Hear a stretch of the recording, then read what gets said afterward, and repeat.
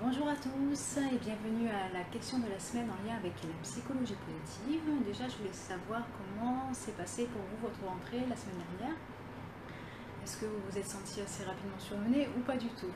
N'hésitez pas à me marquer en commentaire comment vous avez ressenti votre rentrée. Et là, je me dis que je vais arrêter de bouger sur mes jambes parce que sinon, ça va être peut-être désagréable pour vous. Voilà, j'essaye de rester statique. Alors, concernant le sondage, vous m'avez demandé 5 suggestions pour justement éviter le surmenage. Déjà, en fait, ce qui me vient à l'esprit, c'est quand on est en vacances où il y a peut-être des activités, des habitudes, des nouvelles habitudes qu'on a réalisées, qu'on a mis en place durant l'année. Quand arrive l'été, on commence à mettre ça de côté parce qu'on est en vacances. Donc là-dessus, est-ce que justement, la semaine dernière, quand vous avez commencé la rentrée, vous avez aussi repris les activités, par exemple, ça peut être des activités sportives, justement, pour vous amener à vous détendre, aussi à vous dépenser. Et aussi au niveau de la détente, ça peut être aussi la méditation, d'autres choses, du yoga, que vous avez l'habitude de faire justement pour vous détendre. Donc c'est vrai que, imaginons que vous avez commencé la rentrée en mettant ça de côté des activités, déjà pour ce qui est du surmenage, ça peut arriver beaucoup plus rapidement. Ensuite, je pense aussi, je le dis souvent, je sais, mais avec la répétition petit à petit, pensez à bien respirer des grandes respirations durant la journée pour éviter justement d'avoir l'impression de manquer d'air. Bonjour Muriel, je vois que tu me regardes, j'espère que tu vas bien.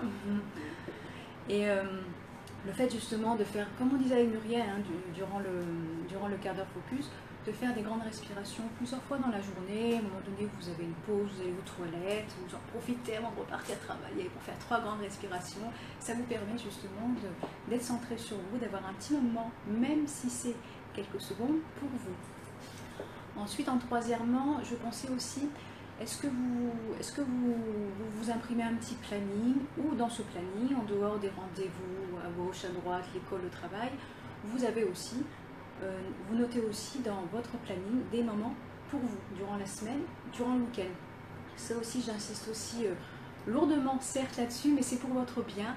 Pensez justement dans la semaine à focaliser aussi dans votre perception visuelle ou quand vous l'imprimez, des moments pour vous dans la semaine.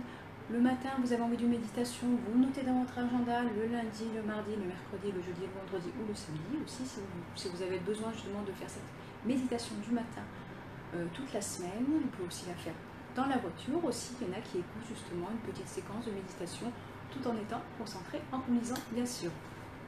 Voilà, après aussi, ce qu'on a tendance à faire aussi quand arrive la rentrée, et ça peu importe l'âge qu'on a, c'est qu'on a plein de rendez-vous, plein de choses à faire, et on a plein de pensées, et on est donc en surcharge cognitive. Donc pour enlever petit à petit toute cette cognition, toutes ces pensées qui viennent à l'esprit tous les jours, on recommence à faire et à se dire, il faut que je fasse, il ne faut pas que j'oublie, et tous ces il faut, je le dis souvent aussi, je veux dire, c'est une pression pour votre cerveau. Déjà, le remplacer par ça serait bien, c'est déjà plus agréable. Ensuite, si vous sentez qu'il y a vraiment une pensée récurrente qui vient dans votre cerveau, vous avez votre post-it ou bien un cahier de bord où vous notez toutes ces informations qui arrivent à votre cerveau, des choses à penser pour le lendemain, le surlendemain. Vous notez tout ça pour libérer cette surcharge cognitive que vous avez en ce moment. Alors maintenant, ce que je vais faire, je vais regarder mes notes pour voir si je n'ai rien oublié. Et tout ça avec le sourire. Alors, donc, je vérifie. Je pense que j'ai rien oublié. La surcharge cognitive, j'en ai parlé. Le planning aussi. La pause respiration. Voilà, j'ai bien travaillé, je suis contente de moi. Et puis c'est bien aussi de se faire des compliments, ça fait plaisir aussi.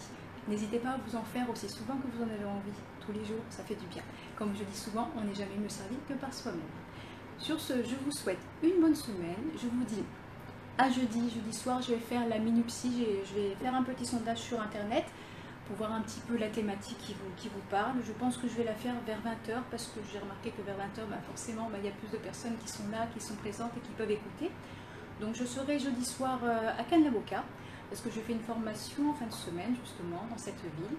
Donc vous me verrez dans ma chambre d'hôtel, voilà, ou sur la terrasse s'il ne fait pas trop froid, si j'y vais, si c'est assez calme.